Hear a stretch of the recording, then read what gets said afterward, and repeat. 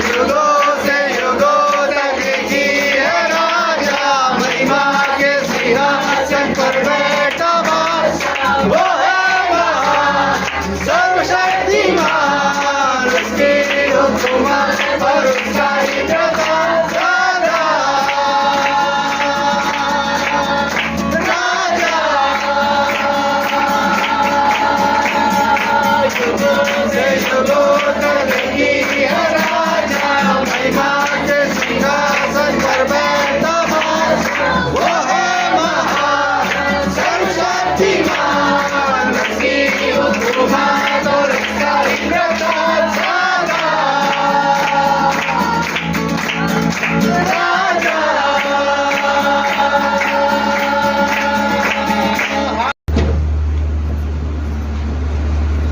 आप सभी को प्रभु यीशु मसीह के अद्भुत, सामर्थी, जीवित, मधुर और मीठे नाम में जय मसीह की। हालेलुया।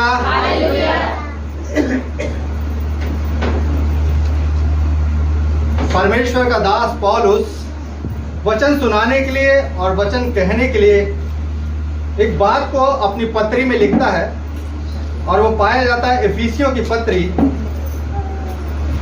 उसका 6वां अध्याय 19 पद को कोई पढ़ दे। इफिसियों उसका 6वां अध्याय। और मेरे लिए भी कि मुझे बोलने के समय ऐसा प्रबल वचन दिया जाए कि मैं साहस के साथ सुसमाचार का भेद बता सकूं। मेरे लिए भी, पौलुस जिसकी मुलाकात दमिश्क के रास्ते में खुदावन यीशु मसीह से हो गई थी, आज वही पौलुस हर एक बात को कहने के लिए दो चीज मांग रहा है। क्या कह रहा है? पहले तो मुझे साहस दिया जाए बोलने के लिए, और ऐसा प्रबल वचन दिया जाए कि मैं सुसमाचार के भेद को बता सकूं। बोलो, बता सकूं। भेद को, सुसमाचार के भेद को सुना सकूं, समझा सकूं। ऐसा साहस मुझे दिया जाए और ऐसा प्रबल वचन मुझे दिया जाए। तो आज हम एक भेद को जानने जा रहे हैं, परमेश्वर पिता के भेद को। और इफिसियों के इसी के 3 अध्याय के 3 पद में लिखा है, फिर वो उसी बात को कहता है, मैं पढ़ दे रहा हूं। अर्थात यह है कि वे भेद मुझ पर प्रकाशन के द्वारा प्रकट हुआ, जैसा मैं पहले ही संक्षेप में लिख चुका हूं। मैं मसीह का भेद कहां तक समझता हूं, उस भेद के अगम्य धन का सुसमाचार 8वें पद को लिखा है, सुनाऊं, तुम तक सुनाऊं, तुम तक पहुंचा सकूं। तो अगम्य धन एक भेद है, और उस भेद के सुसमाचार का प्रबंध क्या है, और उस सुसमाचार के प्रबंध को मसीह यीशु में मैं तुम्हारे तक पहुंचा सकूं। हालेलुया। सबसे पहले परमेश्वर पिता को हम धन्यवाद देंगे, हालेलुया, कि आज हम इस विश्रामवार में उस भेद को और उस भेद का प्रबंध क्या है मसीह यीशु में, उसको हम जानने के लिए यहाँ इकट्ठा हो पाए। हालेलुया। मैं प्रभु के दोनों अभिषिक्त दासों का भी धन्यवाद देता हूँ कि उन्होंने प्रेज एंड वर्शिप में उस पवित्र आत्मा की उपस्थिति में हम सबको एक अच्छे प्रेज एंड वर्शिप में लेके गए। हमारे लिए स्वर्ग का द्वार, स्वर्ग का रेल्म खुल गया। हालेलुया। सचमुच में खुदा की उपस्थिति यहाँ महसूस कर रहा था कि जब दोनों भाई आत्मा से होकर प्रेज एंड वर्शिप करा रहे थे, और परमेश्वर का एकाएक स्वर्गदूत का एक द्वार ऐसा खुलता हुआ मैंने देखा। इन लोगों पर, जो यहाँ पे लोग हैं, उन पर पवित्र आत्मा की उपस्थिति आते हुए देखा। हालेलुया। तो हम सब धन्य है, बोलिए हम, वी आर ब्लेस्ड। हम धन्य हैं कि हम आज विश्रामवार के दिन उस भेद के प्रबंध को मसीह यीशु में जानने के लिए यहाँ इकट्ठा होने पाए। और हम परमेश्वर पिता का धन्यवाद देते हैं कि हमें परमेश्वर पिता ने हर एक कामों से विश्राम देकर, चुन चुन कर, निकाल कर इकट्ठा किया है, और हमें यहाँ पर पुश करके, धकेल कर हमें यहाँ लेकर आया है कि आज हम उस भेद को जानने पाए। हालेलुया। तो बहुत सारे लोग हैं जो आज आना चाहते थे। बहुत सारे लोगों ने सोचा होगा कि आज संडे के दिन है तो हम सिस्टर के यहाँ जाएंगे, स्तुति आराधना करेंगे, वचन सुनेंगे, लेकिन वो उनको वो अनुग्रह प्रदान नहीं हो पाया, किसी न किसी कारण से वो समय की व्यस्तता में और सामाजिक कार्यों में व्यस्तता में भिड़ गए या उसमें व्यस्त हो गए और वो नहीं आ पाए। लेकिन हम धन्य हैं कि हम आए और परमेश्वर ने हमको लेकर आया। हालेलुया। अगर आज हम इस सुंदर दिन की बात करें तो आज पूरा विश्व इस रविवार को और आज के सुंदर दिन को किसके रूप में मना रहा है?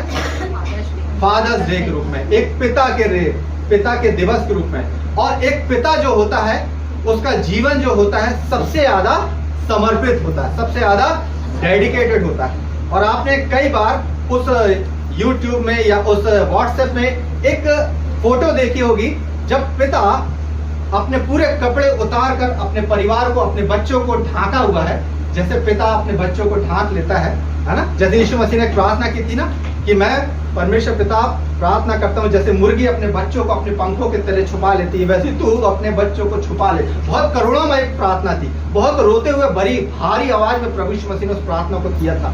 वैसे जो पिता है वो एक बर्फ है और एक संसार के कष्ट हैं और तीर हैं, वो सबको अपने पीठ पे ले रहा है और अपने परिवार को ढांके हुए। वैसे ही हमारा परमेश्वर पिता है, वो अपने हमारे आने वाले सारे कष्टों को, सारी चिंताओं को, सारे परेशानियों को अपने ऊपर अपने पीठ पे ले लेता है कि मेरे बच्चों को कोई तकलीफ ना हो। हालेलुया।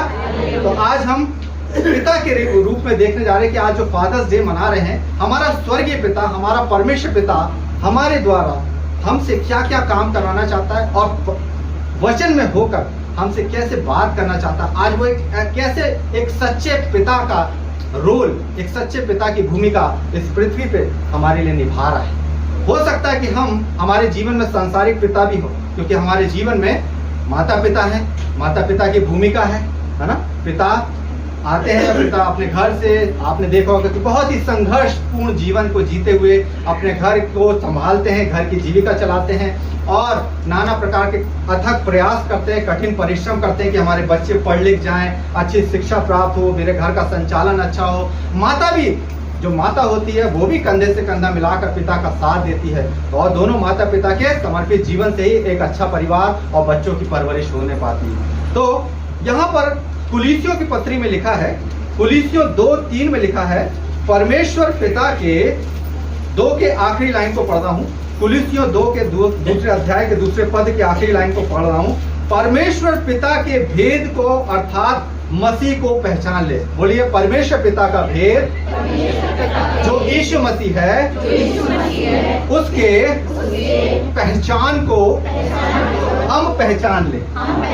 जैसे मैंने आपको उदाहरण दिया था ना कि जब हम सुबह उठते हैं तो आईने में क्या देखते हैं? अपना चेहरा देखते हैं। तो चेहरे में जो हमको दिखाता है आईना, वो कुछ और नहीं दिखाता। जो प्रत्यक्ष होता है, जो सच्चाई होती है, वही हमको दिखाता है। यदि हम सुबह उठे हैं और हमारा चेहरा ठीक ठाक नहीं है, मुंह हाथ धुले हुए नहीं है, तो आईना वही दिखाएगा, दर्पण हमको वही दिखाएगा। वैसे ही परमेश्वर का जो पवित्र वचन है वो एक दर्पण के समान है। जब हम उसमें झांकेंगे तो वही दिखाएगा जो हम हैं। और लिखा है कि मसीह में हमारा जो चेहरा है और जो हमारा आत्मिक स्वभाव है वो अंश अंश कर कर मसीह में बदलता जाता है। जैसे एक छोटा बच्चा, हालेलुया, जब छोटा बच्चा बिल्कुल पैदा हुआ बच्चा जो रहता है, जब उसको गोदी में लेते हैं तो वो उसकी पहचान नहीं कर पाते क्योंकि उसका चेहरा गोल मटोल सा होता है ना। कई कहते हैं कि हाँ ये पिता पे गया है या माता पे गया है या अपने परिवार पे गया है। लेकिन जैसे वो बच्चा अंश अंश करके उनकी परवरिश में बढ़ता है, वो उनकी छाया दिखने लगता है, या तो माँ के चेहरे पे उतर आएगा या पिता के चेहरे पे। हालेलुया। तो वैसे ही हम जब बाइबल पढ़ते हैं, दिन प्रतिदिन प्रभु की उपस्थिति में बैठते हैं, तो हमारा आत्मिक स्वभाव, हमारा जो बचपन है या जो हमारा आत्मिक दूध पीने वाला जो बचपन है, वो धीरे धीरे मसीह में परिपक्व होने लगता है और हम मसीह की छवि दिखने लगते हैं। हालेलुया। जितना हम झांकेंगे, जितना हम गोता लगाएंगे, जितनी हम वचन की गहराई में जाएंगे, उतना हम निखर के निकलेंगे। हालेलुया। तो मेरे साथ निकाल लें, आज जो मैंने आपके चिंतन और मनन के लिए विषय लाया है, यूहन्ना रचित सुसमाचार उसका 10वां अध्याय 22 पद कोई पढ़ दे, 22, 23 से लेकर 28 तक।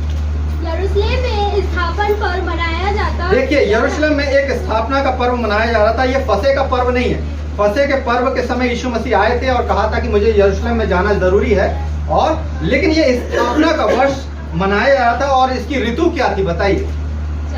हाँ पढ़िए। जाड़े की ऋतु थी यानी ठंड का समय था। यीशु मंदिर में सुलेमान के ओसारे में टहल रहा था। देखिए यीशु मसीह सुलेमान के बनाए हुए भवन के ओसारे में यानी एक मंदिर का एक आंगन होता था और आंगन में लोग अपने पवित्र वस्तु को लेकर आते थे चढ़ावे के लिए। उस ओसारे में टहल रहा था। तब यहूदियों ने उसे आ घेरा और एकदम से पूछा, क्या हुआ कि एक बड़ी भीड़ ने यहूदियों ने उसे आ घेरा और पूछा। पढ़िए। तू हमारे मन को कब तक दुविधा में रखेगा? हे प्रभु यीशु मसीह, हे रब्बी, तू हमारे मन को कब तक दुविधा में रखेगा, हमको कंफ्यूजन में कब तक रखेगा, हम दुविधा में पड़े हैं, हमें क्लियर करिए। हाँ, यदि तू मसीह है तो हमसे साफ साफ कह दे। If you are a Christ then clearly said, अगर तू मसीह है तो हमसे साफ साफ कह दे कि आने वाला मसीहा तू ही है। आगे। यीशु ने उन्हें उत्तर दिया, मैंने तुमसे कह दिया पर तुम विश्वास करते नहीं। Yes. करते ही नहीं। जो काम मैं अपने पिता के नाम से करता हूँ वे ही मेरे गवाह है। yes. आगे। परंतु तुम इसीलिए विश्वास नहीं करते क्योंकि मेरी भेड़ों में से नहीं हो। मेरी भेड़ें मेरा शब्द सुनती है, मैं उन्हें जानता हूँ और वे मेरे पीछे पीछे चलती हैं और मैं उन्हें अनंत जीवन देता हूँ। यहाँ पर प्रभु यीशु मसीह अपने आप को एक अच्छे चरवाहे के रूप में प्रस्तुत कर रहा है कि मेरी भेड़ें मेरा शब्द सुनती है ना। यशायाह क्या कहता है? गधा अपने मालिक की चरनी को पहचानता है और भेड़ें उसके शब्द को पहचानती है। कहीं भी हो, किसी भी दिशा में हो, आपके गाय बैल भेड़ बकरी कहीं भी चल रहे हो, शाम के समय जब चरवाहा आवाज देता है तुरंत सब कुछ छोड़ छाड़ के भेड़े उसका शब्द सुनते हुए उसके पास आ जाती है। हालेलुया। तो यीशु मसीह कह रहा है यदि ये मेरी भेड़ें हैं तो जो मैं कह रहा हूँ वो मेरे को पहचानेगी, मेरे शब्द को स्वीकार करेंगे, एक्सेप्ट करेंगी। मुझे अलग से बताने की जरूरत नहीं कि मैं मसीह हूँ। आगे 28 पर। और मैं उन्हें अनंत जीवन देता हूँ, वे कभी नष्ट न होंगे और कोई उन्हें मेरे हाथ से छीन न लेगा। मेरा पिता जिसने उन्हें मुझको दिया है सबसे बड़ा है। मेरा पिता जिसने मुझे इन लोगों को दिया है वो सबसे बड़ा है और कोई उन्हें पिता के हाथ से छीन नहीं सकता। देखिए पहले बोला मुझसे कोई तुमको छीन नहीं सकता, उसके बाद फिर कह रहा है कि पिता के हाथ में मैंने सौंप दिया हूं, अब पिता के हाथ से तुम्हें मुझसे कोई छीन नहीं सकता। आगे सबसे बड़ा हाँ आखिरी लाइन। और कोई उन्हें पिता के हाथ से छीन नहीं सकता। यस। और मैं पिता एक है। मैं और पिता एक हैं। हालेलुया। यीशु मसीह यहाँ बताना चाह रहा है कि पिता मुझ में है, मैं पिता में हूँ, हम दोनों एक हैं। क्योंकि कई बार चेले बोल रहे थे, चेले उनको बोलते थे हमें पिता को दिखा, हमें पिता को दिखा। और चेलों को वो कह रहा है कि इतने दिन से तुम मेरे साथ चल रहे थे, तुमने अद्भुत अद्भुत कार्य की देखे, चिन्ह चमत्कार देखे और आज भी तुम मुझसे पूछते हो कि पिता को दिखा। मैं तुमसे कहता हूँ कि पिता मुझ में है, मैं पिता में हूँ और तुम मुझ में। हालेलुया।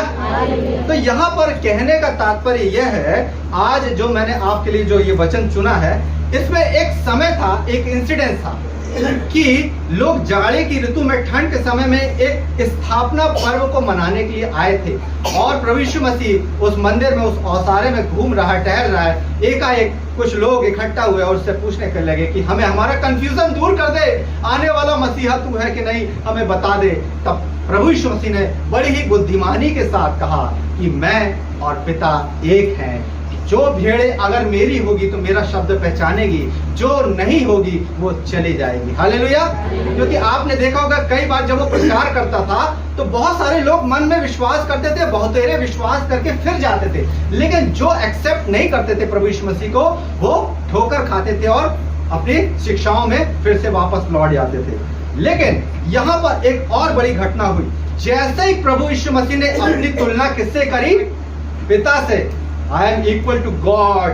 यस, पिता, मैं और पिता एक हैं। तुरंत उन्हीं लोगों ने जो आज यीशु मसीह से मिलने आए थे, यीशु मसीह को ज्ञान के रूप में देखने आए थे, एकाएक वही भीड़ ने पत्थर उठा ली। पढ़िए 31 पद में क्या लिखा है। यहूदियों ने उस पर पथराव करने को फिर पत्थर उठाए।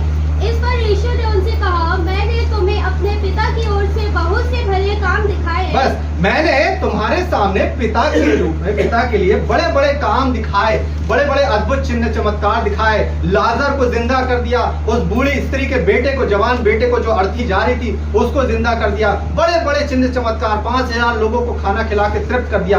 और आज जैसे ही मैंने ये कहा कि पिता और मैं एक है, मैंने पिता की तुलना कर दी, तो तुम मुझ पर पथरवाह करने के लिए पत्थर उठा लिए।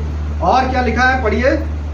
उनमें से किस काम के लिए तुम मुझ पर पथराव करते हो? वो जो भले भले काम किए थे, क्या उनमें से मैंने कहीं गलती की, या उस पापिन स्त्री को मैंने बचा लिया पथरवाह करके? उस काम के लिए या भिन्न भिन्न कामों के लिए तुम मुझ पर पथरवाह करते हो, पत्थर उठाते हो? तब यहूदियों ने क्या जवाब दिया?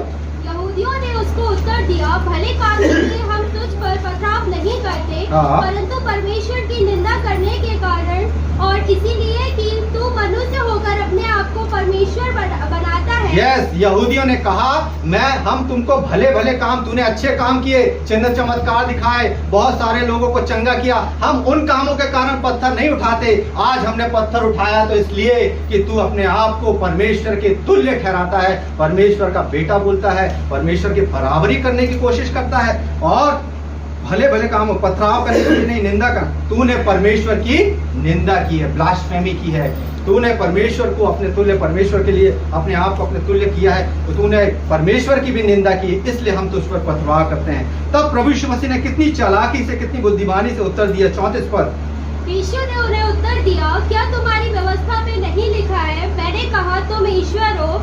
यदि उसने उन्हें ईश्वर कहा जिनके पास परमेश्वर का वचन पहुंचा और पवित्र शास्त्र की बात असत्य नहीं हो सकती, तो जिसे पिता ने पवित्र ठहराकर जगत में भेजा है, तुम उससे कहते हो तो निंदा करता है, इसीलिए कि मैंने कहा मैं परमेश्वर का पुत्र हूँ। यस, इसलिए कि मैं परमेश्वर का पुत्र हूँ, और परमेश्वर ने मेरे द्वारा भिन्न भिन्न काम कराए, और इस कारण से तुम कहते हो कि मैं परमेश्वर की निंदा करता हूँ, जबकि तुम्हारे ही धर्मशास्त्र में, तुम्हारी ही व्यवस्था में लिखा है कि you are equal to God, यानी तुम परमेश्वर हो, परमेश्वर की संतान हो। अच्छा, पहला यूहन्ना 1:12 में क्या लिखा? जितनों ने, बोलिए जितनों ने, हमने भी, जितनों ने उसे ग्रहण किया, यीशु मसीह को अपना उद्धारकर्ता कह के और परमेश्वर पिता को अपना पिता कह के, उसने उन्हें, तुम्हें, मुझे अपने पुत्र पुत्री होने का अधिकार दे दिया। अब मेरे को ये बताइए, गाय और बैल और गाय के जो बच्चा होता है वो बछड़ा होता है या घोड़े का बच्चा पैदा होता है? अगर गाय से गाय का ही बच्चा पैदा होगा कि घोड़े का बच्चा पैदा होगा? गाय पैदा होगी। बकरी से बकरी का बच्चा पैदा होगा कि हिरन का बच्चा पैदा होगा? जिस जानवर का बच्चा है उसी से वही पैदा हो रहा है। तो हम परमेश्वर की संतान है, परमेश्वर से उत्पन्न हुए। लिखा है यूहन्ना 1:13 में कि हम ना तो शरीर की इच्छा से, न लहू से, न किसी मनुष्य की इच्छा से, परंतु किससे उत्पन्न हुए? परमेश्वर से उत्पन्न हुए। तो जो परमेश्वर से जन्मा वो क्या है? परमेश्वर। क्योंकि उत्पत्ति में क्या किया था? आदम और हवा को क्या दिया था कि देखो मैंने तुम्हें सारी पृथ्वी पर अधिकार दे दिया है, इन सारे जीव जंतुओं पर जाकर अधिकार करो, फलो फूलो, इसको अपने अधिकार में ले लो। यानी हमको परमेश्वर ने पृथ्वी का अधिकारी बना दिया। स्वर्ग का अधिकारी कौन है? परमेश्वर। और उसने कहा कि तुम्हारी व्यवस्था में लिखा है कि तुम ईश्वर हो। लेकिन आज मैं बोल रहा हूं कि मैं परमेश्वर के बराबर हूं, मैं और पिता एक हूं, तो तुम मुझ पर पथरवाह करते हो। जबकि तुम्हारी व्यवस्था में जो मूसा के द्वारा दी गई थी उसमें लिखा कि यू आर गॉड, तुम ईश्वर, क्योंकि तुम पृथ्वी के अधिकारी, और जो अधिकारी होता है वो प्रभुता करता। हालेलुया। इस बात को हम देखेंगे भजन संहिता उसका 82वां अध्याय 82 का 6। यीशु मसीह ने क्यों कहा था 34 पद में, क्या तुम्हारी व्यवस्था में नहीं लिखा मैंने कहा तुम ईश्वर हो? जब मैं आज ईश्वर का बेटा, ईश्वर का पुत्र कह रहा हूं, मैं ईश्वर के पुत्र के बराबर हूं, तो तुम मुझ पर पथरवाह करते हो। लेकिन तुम्हारे ही धर्मशास्त्र में, तुम्हारे ही पुराने नियम में लिखा है, भजन संहिता 82 का 6, पहले एक पद पढ़ दे फिर 6 पद। परमेश्वर की सभा में परमेश्वर ही खड़ा है, वह ईश्वरों के बीच में न्याय करता है। फिर से पढ़िए, ध्यान से पढ़िए। परमेश्वर की सभा में कोई इंसान खड़ा है क्या? नहीं। फिर से पढ़िए। परमेश्वर की सभा में परमेश्वर ही खड़ा है, हाँ। और ईश्वरों के बीच में न्याय करता है। देखिए बहुत सारे स्वर्गदूत हैं, स्वर्ग में एक पूरी जमात बैठी हुई है, बहुत सारे स्वर्गदूत है, बहुत सारे भविष्यवक्ता, बहुत सारे नबी है, और उनके बीच में परमेश्वर खड़ा है, एक सभा लगी हुई है। ठीक है, ध्यान से सुनिएगा, परमेश्वर की सभा में परमेश्वर ही खड़ा है और ईश्वरों के बीच में न्याय करता है, यानी बहुत सारे ईश्वर हैं, ईश्वरों के ऊपर न्याय करता है। ध्यान से सुनिएगा, और इसी के 2 पद में लिखा है कि तुम कब तक टेढ़े न्याय करते रहोगे, दुष्टों का पक्ष लेते रहोगे। 6वें पद में क्या लिखा, पढ़िए। मैंने कहा था तुम ईश्वर हो और सबके सब परम प्रधान के पुत्र हो। सबके सब परम प्रधान के पुत्र हो। आज प्रभु यीशु मसीह कह रहा कि मैं उस परम प्रधान परमेश्वर का बेटा हूँ, पुत्र हूँ, तो तुम मुझ पर पथरवाह कर रहे हो, लेकिन तुम्हारे धर्मशास्त्र में लिखा है कि ईश्वरों की सभा में बहुत सारे छोटे गॉड के ऊपर एक बड़ा एलोहिम गॉड खड़ा है। इब्रानी भाषा में आया है, सबसे बड़े परमेश्वर को, जो सबसे बड़ा यहोवा परमेश्वर, इसको एलोहिम कहा है, यानी परमेश्वरों का परमेश्वर। और एक सभा लगी हुई है, बहुत सारे लोग बैठे हुए हैं, और लिखा है ईश्वरों के बीच में बड़ा ईश्वर न्याय करता है। और मैंने कहा था कि तुम ईश्वर और सबके सब प्रधान, परम प्रधान के पुत्र हो, लेकिन जब तुम पृथ्वी पे रहोगे तो क्या करोगे? 7वें पद में, तो भी तुम मनुष्यों के समान मरोगे। तुम परमेश्वर के पुत्र तो कहलाओगे, लेकिन जब पृथ्वी पे जाओगे तो इंसानों के जैसे मरोगे, यानी मृत्यु आएगी, मृत्यु का स्वाद आपको चखना पड़ेगा। ठीक है, हम अमर नहीं है ना, हम परमेश्वर से जन्मे हैं, परमेश्वर के द्वारा जन्मे हैं, परमेश्वर के लिए जन्मे हैं। समझ आए बात को? यानी हम परमेश्वर से जन्मे हैं तो परमेश्वर से हैं, परम प्रधान के पुत्र हैं, लेकिन लिखा है कि हम संसार में रहते हुए तो हमको लिखा है कि तुम मनुष्य के समान मरोगे, मृत्यु को प्राप्त करोगे, परम प्रधान के पुत्र तो कहलाओगे। यहाँ पे एक बड़े डेडिकेटेड पिता की आपने कहानी सुनी होगी। उड़ाऊ पुत्र की कहानी किसने सुनी? उड़ाऊ पुत्र में एक पिता है, 3 कैरेक्टर है, एक पिता 2 पुत्र। ठीक है, और बड़ा बेटा सिंसियर है, छोटा बेटा चंचल है।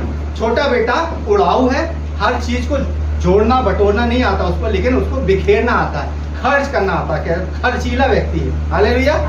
तो लूका रचित सुसमाचार में यीशु मसीह ने एक अच्छे पिता का उदाहरण दिया है कि एक अच्छा डेडिकेटेड पिता बड़े पुत्र को और छोटे पुत्र को एक नजरिए से देखता है।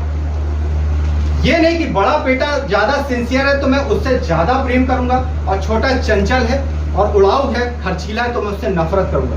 यहाँ पे स्वर्गीय पिता की तुलना की गई है उस पिता से कि परमेश्वर हम सबको एक दृष्टि से देखता है।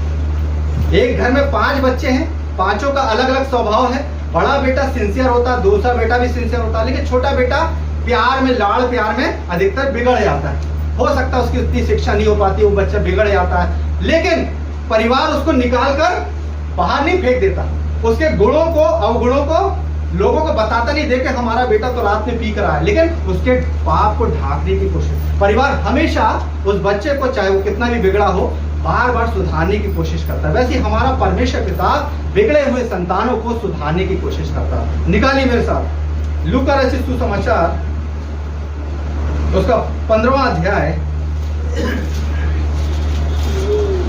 11 पद को पढ़ी।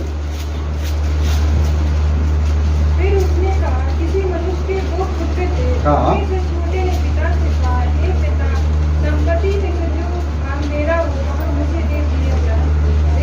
उसने उनको अपनी संपत्ति बांट दी। बहुत दिन न बीते कि छोटा पुत्र सब इकट्ठा करके पूरे बस देखिए, सुनिए, आपने ये सब कहानी पढ़ी है और आपने देखी है दृष्टांत में प्रभु यीशु मसीह बात कर रहा है। आज हम बेटे पे नजरिया नहीं करेंगे, आज हम पिता पे, कि पिता की क्या जिम्मेदारी थी और पिता ने कैसे भूमिका निभाई। वो बेटा एक दूर देश में चला गया अपनी सारी संपत्ति को लेकर, और बड़ा बेटा आर्ग्यू भी किया कि इसने तो ना तो कुछ मेहनत की, ना ये खेत में जाता है, ना कमाता है, ना भेड़ बकरी चलाता है, फिर तू उसको संपत्ति का आधा हिस्सा क्यों दे रहा? लेकिन पिता ने कहा, ठीक है बेटा, जैसा मेरा हिस्सा तेरा है वैसे छोटे का भी है ना, तो मैं संपत्ति का आधा हिस्सा इसको देता हूँ। और वो जाकर अपनी संपत्ति को उड़ा देता है, अनावश्यक खर्चों में, वेश्यागमन में, पराई तमाम बातों में, पापों में लिप्त हो जाता है। और जब वो कंगाल हो जाता है तो उसको किसकी याद आती है? उसको स्मरण आता है, वो अपने आपे में आया। बोलिए, मैं अपने आपे में आता हूँ। जैसे वो छोटा बेटा अपने आपे में आया, कभी कभी क्या होता है कि हम चलते रहते हैं अपनी दुनिया में, अपनी कार्यों में, अपनी चीजों में लिप्त रहते हैं, लेकिन एकदम से परमेश्वर अपने आपे में हमें लेकर आता है और हम सोचते अरे हम यहाँ क्या कर रहे हैं, हमें यहाँ नहीं होना चाहिए, या इन गलत बातों में हमें लिप्त नहीं होना चाहिए। तुरंत परमेश्वर हमको वहां से निकलने को मिलता है। वैसे ही जब छोटा बेटा आपे में आया, उसको क्या स्मरण आया कि मेरे पिता के घर में बहुत सारे सेवक हैं जिनको मुझसे ज्यादा अच्छा खाना मिलता है और उनकी जीविका, उनका रहन सहन मुझसे अच्छा है, क्यों ना मैं अपने पिता के पास लौट जाऊं। आत्मग्लानि होती है ना, उसको अपनी गलती का एहसास होता है कि मैं यहाँ पे सुअरों की फल्ली खा रहा हूँ और मेरे पिता के घर में जो नौकर पले वो मुझसे अच्छा खाना खाते हैं, क्यों ना मैं लौट जाऊं पिता के पास, घुटनों में गिर जाऊंगा और घुटने पकड़ लूंगा और बिल्कुल साष्टांग बिल्कुल गिर के माफी मांग लूंगा, मेरा पिता शायद मुझे एक्सेप्ट कर ले। हालेलुया। तो यहाँ पे पिता की जिम्मेदारी क्या है? अब क्या होता है, दो बड़ी बातें आपको बड़े भेद की बता रहा हूं। यहूदियों में एक प्रथा थी, यहूदियों में जो प्रतिष्ठित पुरुष होता था वो एक लंबा गाउन पहना रहता था और उसकी गाउन को वो पांव को घुटने के नीचे ढांका रहता था, और अगर उसने कोई गलत काम किया या उसके परिवार ने गलत काम किया तो वो अपने गाउन को घुटने तक उठाता था और अपने पैरों को दिखाता था, जो उसके नंगे पैर होते थे उसको यहूदी प्रथा में एक स्थान से दूसरे स्थान चलाया जाता था कि इसके परिवार में, इसके बेटे ने, इसके परिवार के किसी सदस्य ने गलत काम किया। तो प्रतिष्ठित पुरुष की लज्जा की बात होती थी अपने वस्त्र को उठाकर अपने पैर को दिखाना। और दूसरी बड़ी बात होती थी कि वो पिता प्रतिदिन अपने छोटे बेटे के आने की बाहर यानी राह देखता रहता था, बाट जोता रहता था, और कहीं ना कहीं उसका घर इस जगह पे था कि जहां से नगर में प्रवेश करते समय दूर से कोई भी व्यक्ति प्रवेश करेगा तो उसको पहले नजर आता था। तो ये प्रतिदिन शाम होते समय पिता अपने बेटे को देखता था कि शायद आज लौट आए, शायद आज लौट आए। और एक दिन उसका इंतजार समाप्त हुआ, ये बेटा बिल्कुल बाल बड़े हुए, दाढ़ी बड़ी हुई, कपड़े फटे हुए और अपने बुरी अवस्था में लड़खड़ाते हुए चला आ रहा है। इस पिता ने अपना गाउन, अपना जो भी वस्त्र थे उसको उठाया और यहां तक उसने दिया और दौड़ने लगा। किसके पास? यहां तक कि वो बेटा चल के मेरे घर में आए। वो पिता का जिम्मेदारी, उसका समर्पण देखिए, उस बच्चे को बचाने के लिए वो दौड़ने लगा। और यहूदियों में एक रूल था, एक कठिन नियम था। पढ़िए व्यवस्था विवरण उसका 21वां अध्याय 18 पद। देखिए इस बात पे कोई जाता नहीं, लेकिन आज हम उस गहराई में जाएंगे। व्यवस्था विवरण उसका 21वां अध्याय, क्योंकि पिता की जिम्मेदारी निभाना और पिता की जिम्मेदारी दिखाना हमें जरूरी है। व्यवस्था विवरण 21 अध्याय 18 पद। इसका हेडिंग क्या लिखा? पढ़िए। हठीला पुत्र, यानी जो हठीला है, जो बार बार मनाए जाने पे भी मानता नहीं है, अपनी बात का जिद्दी व्यक्ति। ठीक है, इस व्यक्ति को और इस पुत्र के लिए क्या नियम थे और क्यों उसका पिता भागा था अपने बच्चे को बचाने के लिए? पढ़िए यदि 18 पद पढ़िए। यदि किसी के हठीला और दंगेज बेटा हो जो अपने माता पिता की बात ना माने, किंतु ताड़ना देने पर भी उनकी ना सुने, बार बार माता पिता की बात ना माने, यानी छड़ी उठाने पे, ताड़ना देने पे भी ना सुने, इतना जिद्दी हो जाए, तो क्या करे माता पिता उसको? तो उसके माता पिता उसे पकड़कर अपने नगर से बाहर फाटक के निकट नगर की पुरानियों के पास ले जाए। हाँ। और वे नगर की पुरानियों से कहे, हमारा यह बेटा हठीला और दंगेज। पहले वो अपने पुरानियों के पास, जो भी उस समय के जो नबी थे, जो भी बड़े प्राचीन व्यक्ति थे, उनके पास लेकर अपने बेटे को लेके जाए, समझाएं कि ये बेटा हमारी नहीं सुन रहा है, शायद आपके कहने पे सुन ले, ये बेटा हमारा हठीला हो गया है, दंगेज हो गया, बार बार गलत काम करता है। तो अगर वो सुन लेता है, लिखा है ये हमारा नहीं सुनता, ये उड़ाऊ और पियक्कड़ है, तब उस नगर के सब पुरुष क्या करें? पथरवा। मान ले तो ठीक है, अगर नहीं माने तो सारे पुरुष मिलकर उस दंगेज बैठे हुए उस बिगड़ैल बच्चे को चारों तरफ से पथराव करके, और यू उस अपने मध्य में से तू ऐसी बुराई को दूर करना। यानी इजराइलियों में नियम था, यदि किसी का बेटा बिगड़ गया है, यदि बुरी चाल में चल रहा है, यदि उसने अपनी संपत्ति उड़ा दी है, किसी प्रकार से उड़ाऊ हो गया है, खर्चीला हो गया है और अपने माता पिता की नहीं मान रहा, तो वहां के लोग उस समाज के बहिष्कृत समाज के जो प्रतिष्ठित लोग थे, उस बहिष्कृत व्यक्ति को नगर से बाहर नहीं निकालते थे, उस बेटे को या उस व्यक्ति को पथरवा करके मार डालते थे। अब यहाँ पे हम उड़ाऊ पुत्र में वापस आते हैं। क्यों उसका पिता अपनी बात, अपनी सम्मान को ना सहते हुए अपने उस लज्जा के वस्त्र को उठाकर उस नगर के द्वार पे प्रवेश करने से पहले ही उस बेटे के पास दौड़ के क्यों पहुंचता है? क्योंकि ये बात फरमान जारी हो गया था कि इस पिता का जो छोटा बेटा है, उड़ाऊ पुत्र, ये अपनी सारी संपत्ति लेके चला गया। यदि अगर ये नगर में कभी कहीं किसी को दिख जाए तो उसको पथरवा करके उस बेटे को बचाने के लिए अपनी निंदा को सहते हुए वो पिता भागा और उस वक्त यानी नगर में किसी और व्यक्ति की नजर उस बच्चे पे पड़े उससे पहले ये पिता जाकर उसको गले से लगा लेता है, लिपटा लेता है और तुरंत उसको छुपा कर अपने घर में लेकर आता है कि किसी की नजर इस पे ना पड़े, कोई इसको पथरवा करके मार ना डाले। अब बड़ा बेटा क्या कर रहा है? बड़ा बेटा खेती किसानी से काम करके पसीना बहा के लौट रहा है और क्या देख रहा है? एक बड़ा कोलाहल, एक बड़ा शब्द, एक बड़े गाने का शब्द, मेरे घर में क्या गाने बजाने का शब्द क्यों हो रहा? और पिता ने क्या आज्ञा दी थी अपने नौकरों को? ये नौकर को आज्ञा दी थी कि इस बेटे की तुरंत दाढ़ी वाड़ी सब ठीक किए जाए, बाल काटे जाए, नए वस्त्र पहनाए जाए, पुराना जो फटा पुराना कपड़ा है उसको हटाकर नया कपड़ा इसको पहनाया जाए, याजकी वस्त्र पहनाया जाए और इसके नाखून काटे जाए, इसको साफ किया जाए। इतना सब कुछ हो चुका और बड़ा बेटा आकर देखता है कि ये तो वही छोटा भाई है जिसने सारी संपत्ति लेकर नशे में उड़ा दी और आज इसका इतना सम्मान, पिता इससे इतना प्यार कर रहा है। तब वो पिता से क्या पूछता? पढ़िए 15वां अध्याय लूका रचित सुसमाचार 15 का 27-28 पद पढ़िए। यह सुनकर वह क्रोध से भर गया और भीतर जाना न चाहा, परंतु उसका पिता बाहर आकर उसे मनाने लगा। उसने पिता को उत्तर दिया, देख मैं इतने वर्ष तेरी सेवा कर रहा हूँ और कभी भी तेरी आज्ञा नहीं टाली, तो भी तूने मुझे कभी एक बकरी का बच्चा भी ना दिया। एक बकरी का बच्चा नहीं कटवाया मेरे बर्थडे पे, मेरे किसी उत्सव में, किसी अच्छे काम में मैंने तेरे लिए जिंदगी भर अपना जीवन दे दिया। कहते ना प्रभु के दास लोग, मैंने तेरे लिए इतनी आत्माओं को बचाया, मैंने इतनी बड़ी बड़ी कन्वेंशन कराई, मैंने इतने लोगों को सुनाया, तब भी तू मुझे नहीं दे रहा है और एक पापी के लिए तू इतना कर रहा है। बड़ा बेटा हमेशा सिंसियर होता है लेकिन एक जिम्मेदार इंसान भी होता है और ये बेटा बोल रहा है कि तूने मेरे लिए आज तक पला हुआ छोटा बछड़ा नहीं कटवाया और मित्रों के साथ आनंद करूं। परंतु 30 पद में, परंतु जब तेरा यह पुत्र जिसने तेरी संपत्ति वेश्याओं में उड़ा दी आया, तो उसके लिए तूने पाला हुआ बछड़ा कटवाया। बस यहाँ पर एक जिम्मेदार पिता का आंसर देखिएगा। एक स्वर्गीय पिता हमारे लिए क्या कह रहा है? बोले कि पुत्र कह रहा है, बड़ा वाला बेटा कह रहा है कि तूने सब कुछ किया, जिसने अपनी सारी संपत्ति वेश्याओं को, कंगालों को लौटा दी, वेश्याओं पे उड़ा दी और तू उसके लिए एक बड़ा सा बछड़ा कटवा रहा है, इतनी बड़ी सेवनार कर रहा है, इतना बड़ा लोगों को बुला लिया, नगर से सबको इकट्ठा कर लिया कि आओ हम आनंद मनाएं क्योंकि मेरा छोटा बेटा लौट आया है। तब एक जिम्मेदार पिता का आंसर देखिए कि तू सर्वदा, पढ़िए, तू सर्वदा बड़ा बेटे को कह रहा है कि तू तो मेरे साथ रहता है, तो मेरे को तेरी चिंता करने की जरूरत नहीं क्योंकि तू सिंसियर है, तू हर एक जिम्मेदारी को निभाता है।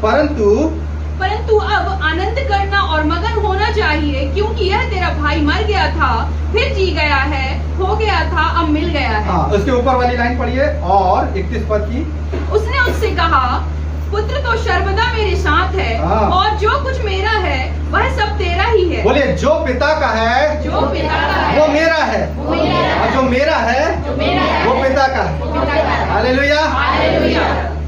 कहते हैं ना तेरा मेरा, तेरा मेरा, तेरा है मेरा नहीं है, मेरा है तेरा। लेकिन परमेश्वर पिता ने एक आत्मिक पिता के रूप में हमें दर्शा दिया कि चाहे हम किसी प्रकार से पापों से लिप्त होकर आए हों, चाहे कितनी दुनिया के ठोकर खाकर आए हों, यदि अगर हम अपने पापों से पश्चाताप करके पूरे खुले हृदयों के साथ पूरा मन फिराकर पिता के पास लौटते हैं तो पिता गले से लगाता है। हालेलुया। कभी वो हमारे पाप नहीं गिनाएगा। अगर संसारिक लोग जब हम उसके पास लौटते हैं ना, यदि आप किसी के पास जाएंगे किसी से कुछ लेने, तो वो क्या गिनाता है? पाप नहीं गिनाता, वो पहले एहसान कर गिनाता।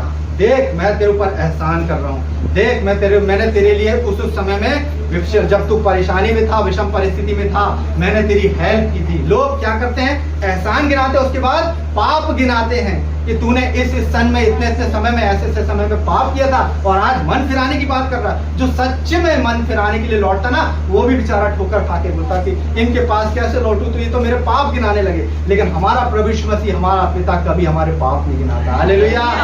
वो जैसे हैं, जिस प्रकार से हैं, जितने भी पाप में लिप्त हो, वो हमको उठाकर अपने सीने से लगाता है, हमें लबादा देता है, हमें अपने गले से लगा के चूमता है, हमारे पाप को अपने पीठ के पीछे फेंक देता है। वो फिर से नहीं गिनाता कि तुमने ये किया था और तू मेरे पास आया है। हालेलुया। तो यहाँ पर हम आज देख रहे हैं हमारा पिता, हम पिता को छोड़ दे लेकिन पिता हमें कभी नहीं छोड़ता। हमारा स्वर्ग पिता हमें कभी नहीं छोड़ता। यीशु मसीह ने पिता के लिए एक बात और कही है। मत्ती रचित सुसमाचार उसका 23वां अध्याय, बहुत सारे लोगों ने उसको घेर लिया और उसको रब्बी कहने लगे, उसको गुरु कहने लगे। तब यीशु मसीह ने क्या आंसर दिया? मत्ती रचित सुसमाचार उसका 23वां अध्याय 8 और 9 पद पढ़ो। परंतु तुम रब्बी ना, हाँ ठीक है। परंतु तुम रब्बी ना कहलाना, क्योंकि तुम्हारा एक ही गुरु है और तुम सब भाई हो। यस, हम सब मसीह में भाई बहन है। बोलिए ठीक है ना। तो हमको रब्बी कहलाना है। अगर कोई मास्टर बोल रहा है, गुरु भी बोल रहा है, तो रब्बी हमारा गुरु, हमारा प्रभु यीशु मसीह। अब पिता के लिए क्या कहा है 9वें पद में? पृथ्वी पर किसी को अपना पिता न कहना, क्योंकि तुम्हारा एक ही पिता है जो स्वर्ग में है। हाँ, कभी कभी क्या होता है कि स्पिरिचुअल फादर जरूरी है, क्योंकि पौलुस कहता है तुम्हारे संसार में कुछ भी हो, लेकिन तुम्हारे लिए शिक्षा को सुनाने और सिखाने में मैं तुम्हारा आत्मिक पिता हुआ। स्पिरिचुअल फादर अलग बात है, लेकिन सांसारिक रूप से जन्म देने वाला भी पिता है। ठीक है, हम उसको ये नहीं कह सकते कि ये हमारा पिता, हमारा बाप नहीं, हमारा पिता नहीं, हमारा बाप तो स्वर्गीय बाप है, हमारा यहोवा पिता। लेकिन उसने हमको इस पृथ्वी पे लाया, वो सांसारिक पिता। लेकिन जब किसी को हम तवज्जो देने लगते ना, जब कोई प्रभु का दास कोई ऐसे बहुत बड़े उसमें आता तो ओ पापा जी नहीं, यहाँ पे लिखा है कि तुम केवल एक ही को पिता कहना जो हमारा स्वर्ग में पिता है। हालेलुया। बाकी सब तुम भाई बहन। हालेलुया। तो प्रभु यीशु मसीह हमारा भाई है, हम उसके संगी वारिस है। ठीक है, एक जो दास होता है जब घर में काम करता है, वो चाहे 40 साल भी काम कर ले, 50 साल भी काम कर ले, वो घर का मालिक बन पाएगा?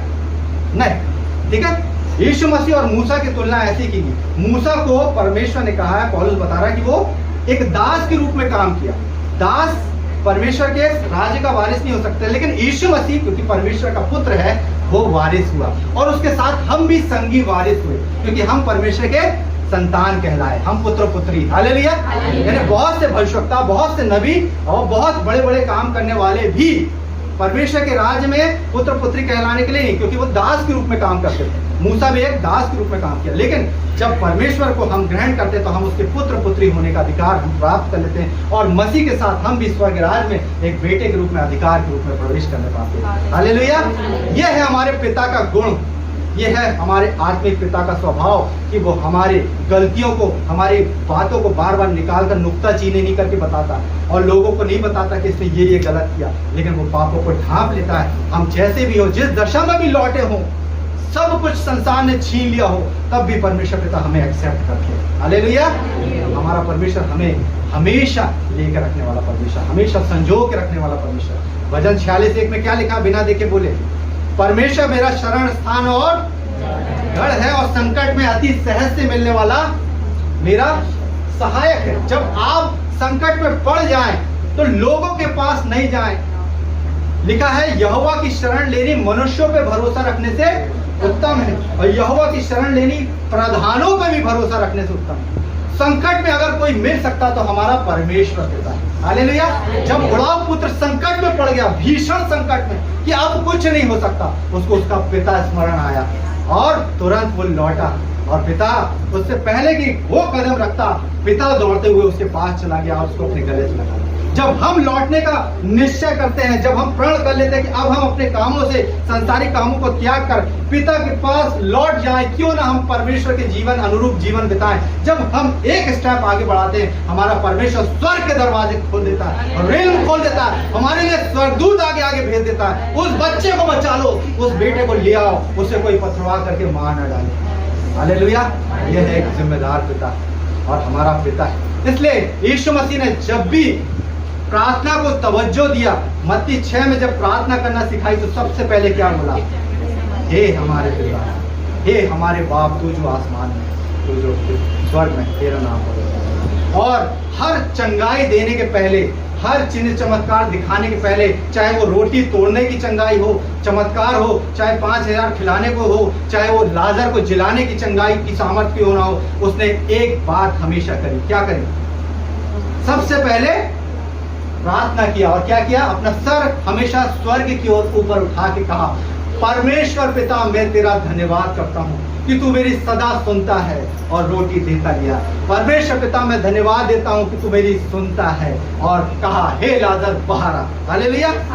हर चंगाई के पहले, हर चिन्ह चमत्कार दिखाने के पहले यीशु मसीह एकांत में जाकर रात रात भर पहाड़ों में प्रार्थना करता था। सामर्थ मांगता था कि मुझे सुबह ये काम करना है, मुझे दूसरे दिन उस बच्चे को जिलाना है, उसको चंगाई देना है, उसको छुटकारा देना है, मुझे सामर्थ दे। और परमेश्वर से विनती करता था। इसलिए कहता है कि मैं परमेश्वर पिता से विनती करता हूं कि तुम्हारे लिए एक सहायक अर्थात सत्य का आत्मा, पवित्र आत्मा तुम्हें दे, ताकि वो तुम्हें सिखाए कि तुम्हें क्या कहना, क्या करना है। तो वो विनती कर रहा है। और हम क्या चाहते हैं कि हमको बिना मांगे मिल जाए। हम थोड़ा सा 10 मिनट 5 मिनट प्रार्थना में बैठ जाएं, ओ प्रभु हमें ये दे दे, हमें वो दे दे, हमें ये दे दे, वो दे दे, और हमें मिल जाए। और प्रभु यीशु मसीह परमेश्वर का पुत्र होकर एक चिन्ह चमत्कार दिखाने के लिए विनती कर रहा रात भर। रात में गतसमनी बाग में क्या कहा रहा कि मेरे साथ जागते रहो, प्रार्थना करते रहो, ताकि परीक्षा में ना पड़ो, और तुम मेरे साथ एक घड़ी भी जाग ना सके। यानी वो आने वाले दुख को सहने के लिए, मानव जाति के दुख को सहने के लिए, क्रूस में उस कथा को सहने के लिए भी रात में प्रार्थना कर रहा, विनती कर रहा, रिक्वेस्ट कर रहा है, पवित्र आत्मा पाने के लिए रिक्वेस्ट कर रहा है। और हम चाहते हैं कि हमको अधिकार के साथ मिल जाए। हालेलुया। नहीं, हमको भी विनती करना पड़ेगा, हमको भी घुटनों और आंसू का जीवन। बेदारी कहीं बाहर से नहीं आएगी कि बेदारी उस इंसान से आ जाए, उससे आ जाए, उस चर्च से आ जाए, उस कलीसिया से आ जाए। बेदारी हमारे अंदर छुपी हुई, हमारे अंदर से निकलेगी, हमें निकालना पड़ेगा। पौलुस कहता है, मुझे तुम्हारे विषय में पीड़ाएं होती, किसके जैसे? जच्चा सी पीड़ाएं। एक माँ को जब बच्चे को जन्म देना पड़ता है तो जो पेन सहना पड़ता है, उस पेन को मैं सहता हूँ तुम्हारे लिए कि तुम बच जाओ, एक एक अन्य जाति मन फिरा ले। तो अगर हमारे अंदर पेन ही नहीं है, अगर हम बच गए, ठीक है, बहुत, हम तो प्रभु यीशु मसीह को जान गए, अब बाजू वाला नरक में जाए कोई मतलब। लेकिन अगर पेन है कि मेरा बाजू वाला भी बच जाए, मेरा पड़ोस वाला, मेरा जो घर में आता है, मेरे दास दासी, मेरे सब कोई बच जाए, उस पेन के लिए, अपने भारत देश के लिए पेन के लिए जब आप प्रार्थना करेंगे, तब बेदारी हमारे अंदर से निकलेगी। हालेलुया। तब हम बेदारी का पात्र बन जाएंगे। हालेलुया। हमारे अंदर से बेदारी निकलेगी, हमारे अंदर से वो रिवाइवल आएगी। और हम क्या सोचते हैं, अरे बाजू वाले की तरफ से आए वो रिवाइवल, हमको क्या करना, उस कलीसिया से आ जाए, यहाँ से आ जाए। हम तो निरंतर प्रार्थना कर रहे हैं, हम तो प्रभु की उपस्थिति में बैठते हैं। तो यहाँ पर एक जिम्मेदार पिता के कैरेक्टर को हम देख रहे हैं। एक सच्ची जीवित घटना को आपको बता रहा हूं और उसको क्या क्या समाप्त करेंगे। एक पिता अपने बेटे को, पिता बेटे से बात कर रहा है और बेटे को एक जगह इंटरव्यू देने जाना था, और बच्चा इतना मतलब संरक्षण में था कि वो अपने माता पिता से कभी अलग नहीं हुआ था। होता ना, जब अपन हायर स्टडी करते हैं तो कभी कभी अपन को एग्जाम देने के लिए बाहर जाना पड़ता है, शहर से दूर जाना पड़ता है, कंपटीशन एग्जाम की तैयारी करने के लिए, या फिर हायर स्टडी करने के लिए हमको बाहर जाना पड़ता है। तब एक बच्चे का दामन छूटता है अपने माता पिता से। उसको ये लगता है कि मैं सब कुछ कर लूंगा। उस बेटे को भी यही लगा कि अरे पापा आप मेरी टिकट कटवा दो, मैं तो जाकर इंटरव्यू देकर आ जाऊंगा और वहां पे एग्जाम देकर आ जाऊंगा। पिता ने बोला ठीक है बेटा, चला जाएगा, हाँ कोई बात नहीं, कोई टेंशन नहीं, ट्रेन में तो बैठना, आप मेरे को एक जगह सीट दिखा देना और एक टिकट कटा दो, मैं चला जाऊंगा, वहां जाके आपको फोन कर दूंगा। ये पिता उसकी टिकट कटाता है और उसको एक सुरक्षित सीट में बैठाता है, एक सिंगल सीट जो होती है ना ट्रेन में, एक सिंगल सीट में बैठाता है और कहता है कि बेटा अगर किसी बात की कोई बात हो, कभी तुझे घबराहट लगे या कभी कोई परेशानी हो जाते समय यात्रा में, तो तू मुझे फोन कर लेना। उसके उसके जेब में मोबाइल था। धीरे धीरे जब वो गाड़ी चलने लगी, पिता उतर जाता है और ये बेटा एक स्टेशन से आगे बढ़ते हुए चला जा रहा है। धीरे धीरे वो सफर लंबा होता चला जा रहा है। अब जो उसका कॉन्फिडेंस लेवल है अब धीरे धीरे कम होने लगा, क्योंकि वो जनरल सीट थी और धीरे धीरे ट्रेन भरने लगी, धक्का मुक्की होने लगी। उस सीट पे भी लोग दो दो करके बैठने लगे। बोले ये तो मेरी सीट है। नहीं नहीं, ये जनरल सीट, इसमें भी बैठना पड़ेगा। पहली बार उसने वो संघर्ष सहा, वो धक्का मुक्की सही, लोगों का आना टकराना वो देख रहा है। धीरे धीरे रात होने लगी और रात में फिर धीरे धीरे सुनसान, धीरे धीरे फिर शांति होने लगी। और उसकी सफर की यात्रा जितनी घर से दूर हो रही थी, उसका जी उतना व्याकुल होने लगा और व्याकुल होता जा रहा है। वो पिता से दूर होता जा रहा है, पिता से, माता पिता से दूर होने लगा। अब उसके मन में, उसके चेहरे में, माथे में शिकन आने लगी है कि अब मैं क्या करूंगा। और धीरे धीरे उसको कपकपी आने लगी और वो दूर जाता जा रहा है और दूर जाता जा रहा है। और एक समय वो इतना घबरा गया कि उसको फिर से उड़ाऊ पुत्र की जैसे पिता की याद आई। उसको वो आपे में आया कि भैया मैं अपने कॉन्फिडेंस से निकला तो था और मैं आधे रास्ते तक, रात के 2:30-3 बज गए, पूरी रात निकल गई है। वो अब वो अपने आपे में आया कि भैया अब मेरे लेवल से बाहर की बात हो गई। तो उसको स्मरण आता, अपने जेब पर टटोलता है। अभी तक उसको फोन को स्मरण नहीं आया था कि मेरे पिता ने कुछ कहा था। सब कुछ दिया है, सामान दिया, रात का डिनर दिया, सुबह तक का नाश्ता, सब कुछ दे के गया। लेकिन अब मैं अकेला हो गया हूँ। अब मुझे संसार का भय उसको समाने लगा है। भय, उसको लोगों की भीड़ भाड़, संघर्ष की चीजें दिखने लगी और उसको एकाएक याद आया और उसने मोबाइल निकालकर रात के 3 बजे अपने पिता को बोला, पापा मुझे अब डर लग रहा है, पापा मैं क्या करूं। और पिता के पास से क्या आवाज आती है? क्या आवाज आती है बताइए? क्या आंसर दिया होगा पिता ने?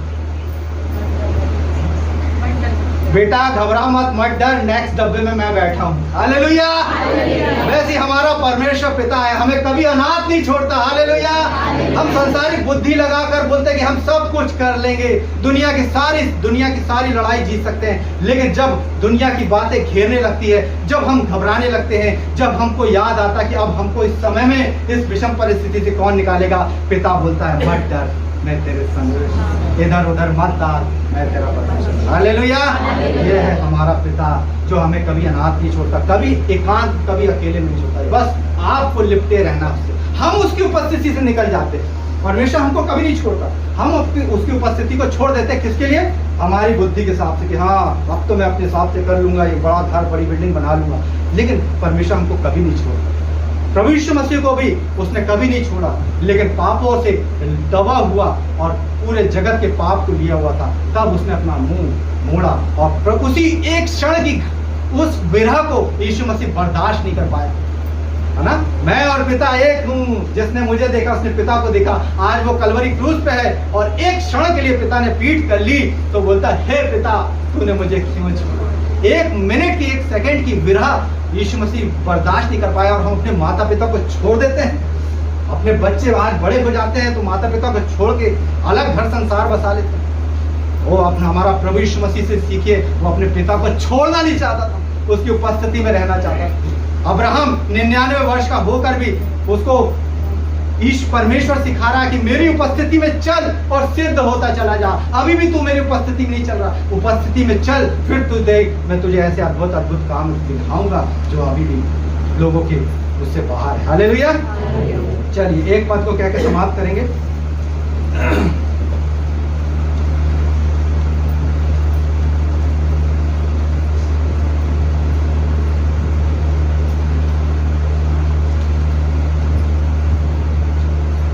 यूहन्ना रचित सुसमाचार उसका 14 अध्याय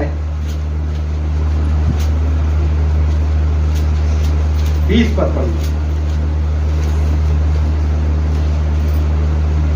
उस दिन तुम जानोगे कि मैं अपने पिता में हूँ और तुम मुझ में और मैं तुम में। देखिए यहाँ पर एक बात हो रही है और यीशु मसीह कह रहा है, थोमा से पूछता है, यीशु मसीह क्या कहते हैं 6 पद में कि मार्ग, सत्य और जीवन मैं। और यीशु मसीह से पहले चेले पूछ रहे हैं कि तू हमें वो मार्ग बता अनंत जीवन का। तो बोले जब हम मार्ग नहीं जानते तो हम कैसे जानेंगे कि हम कहाँ जा रहे हैं। तब यीशु मसीह ने इस बात पूरा किया था कि मार्ग, सत्य, जीवन मैं हूँ। और जिसने मुझे देखा, 9 पद को पढ़ रहा हूँ, जिसने मुझे देखा उसने पिता को देखा। तू क्यों कहता कि पिता को हमें दिखा? क्या तू विश्वास नहीं करता कि पिता मैं पिता में हूँ, पिता मुझ में है?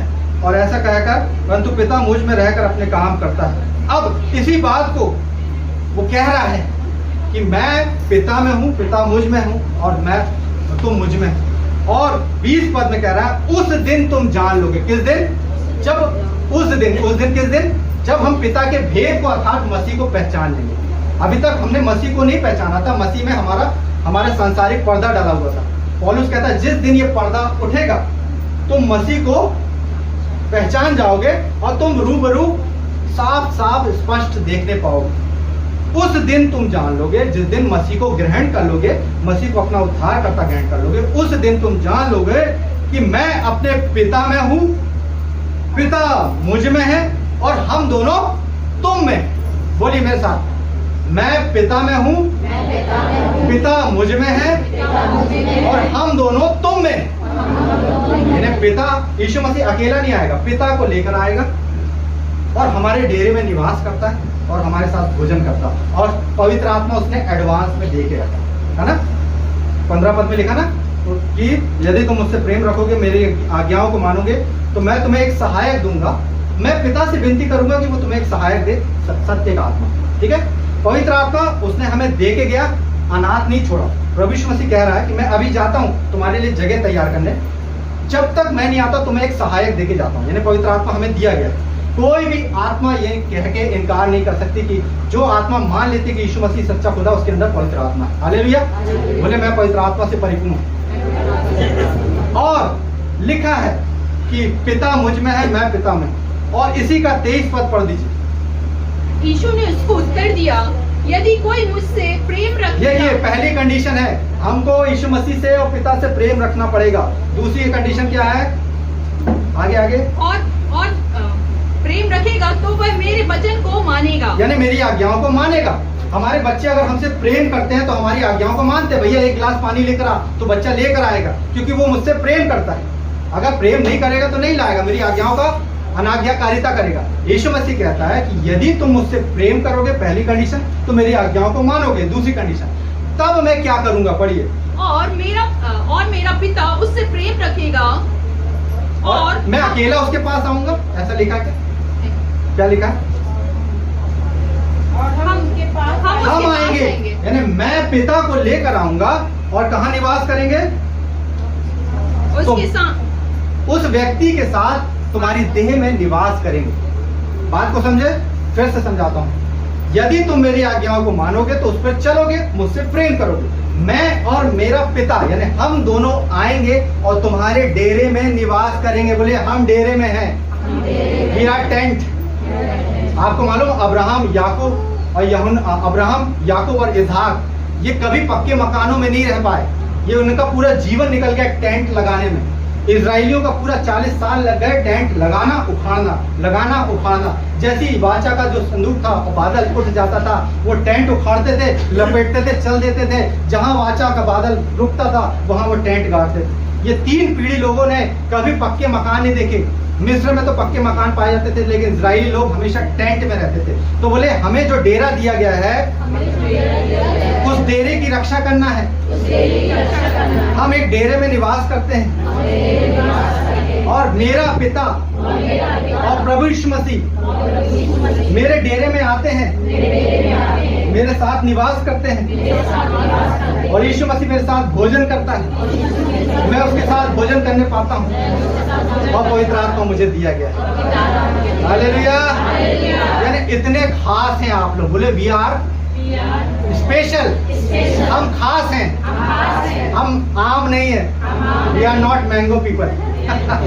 हम खास है। ठीक है, तो यीशु मसीह कह रहा है कि देखो मैं पिता को भी लेकर आऊंगा और पवित्र आत्मा तुम्हें दे के जा रहा हूं। आज हमने क्या देखा? एक स्वर्गीय पिता, एक जो सच्चा पिता होता, उसकी जिम्मेदारी वो अपने बेटे को कभी अकेला एक पल के लिए नहीं छोड़ता। तो हमें भी क्यों नहीं छोड़, हमें क्यों छोड़ देगा? हालेलुया। हमको भी हमेशा संभालता है। हालेलुया। चलिए अपने घर में जाएं, अपने पिता को बोलना धन्यवाद इस पृथ्वी पे लाने के लिए। है ना, अपने सांसारिक पिता को भी धन्य कहें और अपने घर में जाके अपने आत्मिक पिता को भी, परमेश्वर पिता को धन्यवाद दें। परमेश्वर इस वचन के पढ़े सुने जाने पर हम सबको बहुत